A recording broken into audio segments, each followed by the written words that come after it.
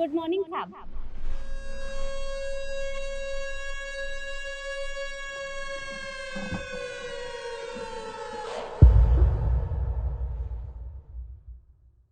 Good evening साहब।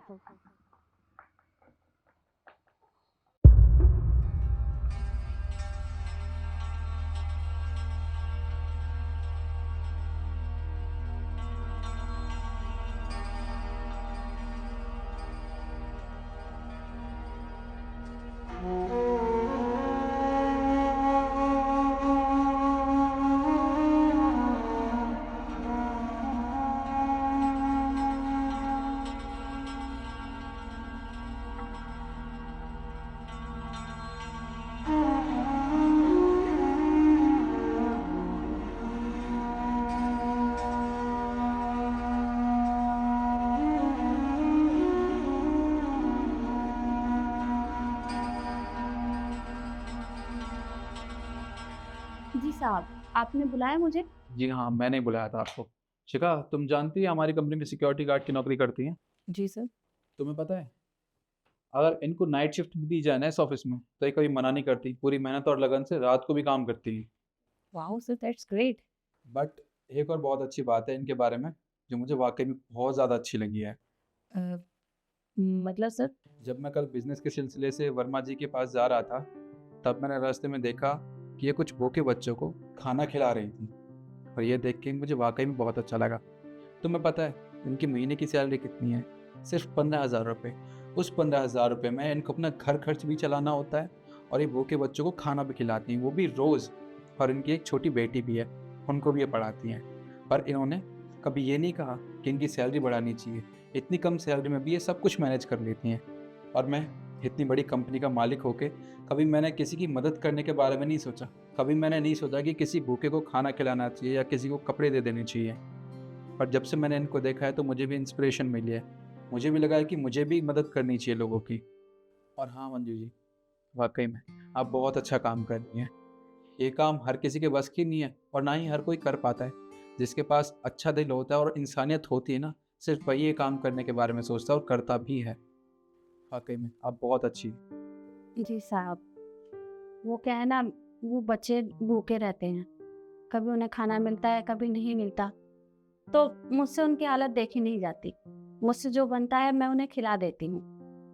वैसे साहब, आज तो आप मेरी तारीफों के पुल बांध रहे हैं, पर आज से पहले आपने कभी मुझसे बात तक नहीं की।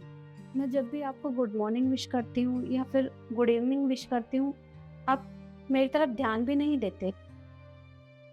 आप तो नहीं जानते साहब, पर बहुत बुरा लगता है। पर आप तो बड़े लोग हैं ना, हो सकता है कि मुझसे कोई गलती हो गई हो, इसलिए आप मेरे साथ ऐसा करते हैं। अरे नहीं मंजू जी, ऐसी कोई बात नहीं है। देखिए, आप मुझे जब भी गुड मॉर्निंग या गुड इवनिंग करती थी तो मैं आपको हमेशा नोटिस करता था।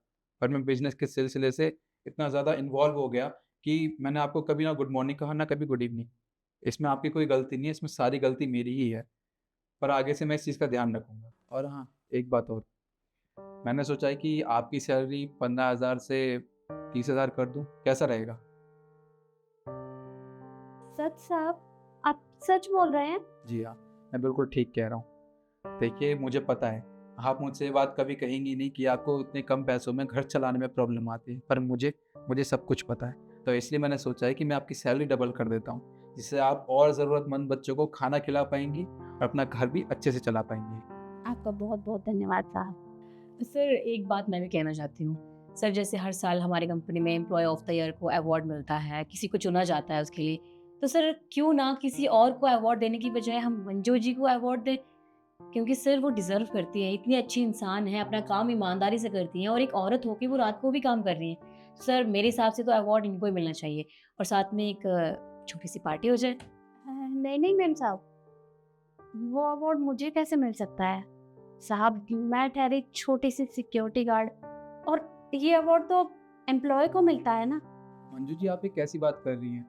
आप भी इस कंपनी की एम्प्लॉय ही हैं, और कोई छोटा या बड़ा नहीं होता है। काम सब बराबर होते हैं। और एक बात और, 2 महीने बाद हमारी कंपनी में एम्प्लॉय ऑफ द ईयर का अवार्ड आपको ही मिलेगा। जी साहब, आपका बहुत बहुत धन्यवाद। मंजू जी, आपको शायद पता होगा कि ये जो बच्चे हैं जिनके पास पहनने के लिए कपड़े भी नहीं होते और जिनके पास खाने के लिए खाना भी नहीं होता, आप मुझे उनका पता बता सकती हैं? एक्चुअली मैंने सोचा है कि अपने पूरे स्टाफ के साथ जाके उनकी मदद करूं। जी साहब, पता है ना, आप चलना मेरे साथ, मैं आपको बता दूंगी। तो ठीक है, आज शाम को ऑफिस खत्म होने के बाद सब चलते हैं। जी साहब। ठीक है, अब आप जाइए। जी।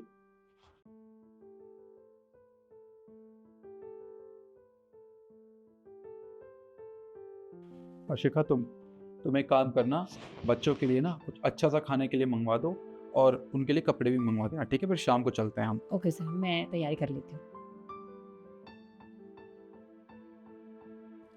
और आप लोगों से भी मैं यही कहना चाहता हूँ, दुनिया में बहुत से ऐसे बच्चे हैं जिनके पास 2 वक्त की रोटी भी खाने के लिए नहीं होती और जिनके पास पहनने के लिए कपड़े भी नहीं होते। अगर आप लोग उनकी मदद कर सकते हैं तो प्लीज़ जाकर उनकी मदद कीजिए। और हाँ, आपको हमारी वीडियो कैसी लगी प्लीज़ कमेंट करके ज़रूर बताएं और ज़्यादा से ज़्यादा शेयर करें। धन्यवाद।